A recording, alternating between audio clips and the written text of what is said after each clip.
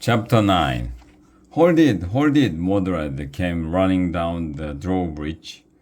Don't go flooding my school, Bubbles. Let's talk. Who are you? Asked Bubbles. Mordred the Marvelous, said Mordred, headmaster of Dragon's School. This fellow you call Sir Trom is one of my teachers. Send Sir Trom out now, Bubbles shouted. Or meet a watery doom.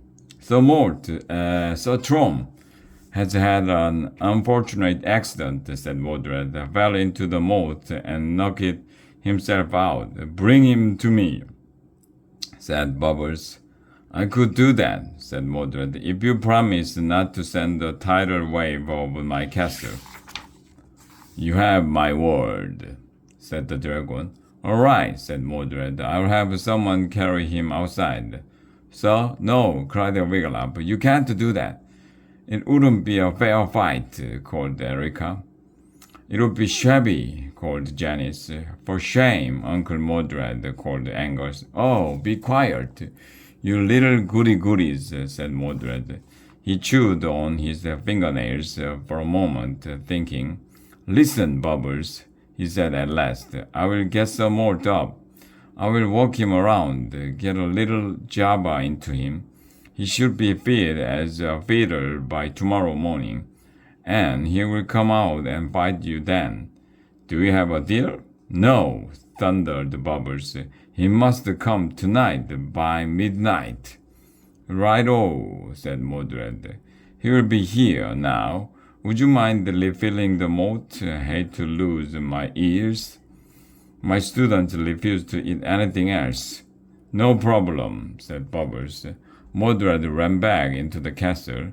The dragon bent down toward the moat. He opened up his mouth and a gusher flowed forth. In a very short time, the moat was full again, and the ears were jumping this time for joy. Bubbles was daisy-sized again. He floated happily on the moat. More tricks, Bubbles, called Dudwin. Give us another show, called Bilgy. Yeah, called Margot. We are your fans, Bubbles, called Aggie. Bubbles smiled. He stretched out on his back and began doing the flutter kick. The Class 2 lads and lasses retreated to the far side of the drawbridge to make a plan. We must get rid of Bubbles before midnight, said Erica. Or else the moat is a goner, added Janice. What can we do? Asked Angus. Wiglaf spotted Grog peering out from behind the rock. Hey, buddy, the troll called, hurrying toward him. Wiglaf could smell the spicy scent of the troll before he reached them. What smells? Asked Erica. Grog, whispered Wiglaf. He smells like that when he gets scared. Smells like pepper, said Angus, and he sneezed. Achoo! Pepper, thought Wiglaf as Grog drew closer. That's exactly what Grog smells like. Suddenly, the parchment on the message tree came to mind again. That could be it, Wiglaf murmured to himself. What could be it, Wiggy? Asked Erica. Tell you later, said Wiglaf as Grog came closer. Maybe, just maybe, Wiglaf understood what it meant when he said Bubbles' secret weakness was, I'm going back for my biggest lance, said Janice. I'm going to get my deluxe edition Sir Lancelot sword, said Erica. I'm going to get some stash, said Angus. The three jogged off toward the drawbridge. Look, buddy, the troll said to Wiglaf. He opened his hand. On its palm sat a huge spider. My new pet, Webster, said Grog. Get it? Spider, Webster. Gah-huh. That's what you are doing behind the rock? Said Wiglaf. Looking for bugs? Yeah, said Grog. Found a friend for Clora. Wiglaf heard the sound of Dudwin and the other Class 1 lads and lasses cheering. Bubbles must have finished another show. Grog, said Wiglaf, are you afraid of dragons? Don't make me laugh, said Grog. Gah, gah. I'm afraid of dragons, said Wiglaf. Yeah, said Grog. Wiglaf nodded. Everybody is, he said, except Erica, maybe, he added. But not everybody runs away and hides behind a rock. I was looking for bugs, wasn't I? Said Grog. Sure, said Wiglaf. What I'm saying is you can be afraid and still fight a dragon. You can be a dragon slayer, Grog. I know that, don't I? Said Grog. You can be a dragon slayer tonight, said Wiglaf. Grog did not look so sure anymore. You can slay Bubbles, Grog, said Wiglaf. The words were hardly out of his mouth when a blast of peppery scent rose from the troll. Grog was afraid. Wiglaf glanced up at the sky. A full moon was rising over the DSA castle. A few stars were popping out.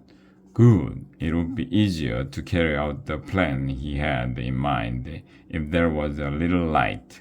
Stay here, Grog, said Wiglaf. I'll be right back. I'll be over here, Grog said, and he scurried behind the rock again. Wiglaf found the Class 1 lads and lasses watching Bubbles' latest water ballet performance. Hi, Wiggy, said Dudwin. Watch Bubbles. He's great, shouted Bilge. Yeah, shouted Margot. You should see his clamshell dive, Aggie said. Amazing. Wiglaf watched the blue dragon curl up in a tuck position and do a series of somersaults just under the surface of the water. As Bubbles spun, Wiglaf tapped Aggie on the shoulder. She turned toward him, and he put his finger to his lips. Aggie nodded. She didn't say a word. Wiglaf beckoned her over toward the woods. Quickly, he explained his plan to her. Aggie smiled. Help Grog? Sure. You can count on me, she said. This plan may not work, said Wiglaf, but we must try it to save Sir Mort. Aggie nodded. I shall make it work, she said. The two of them went back and watched the grand finale of Bubbles' show. Thank you, said Bubbles as they clapped for him.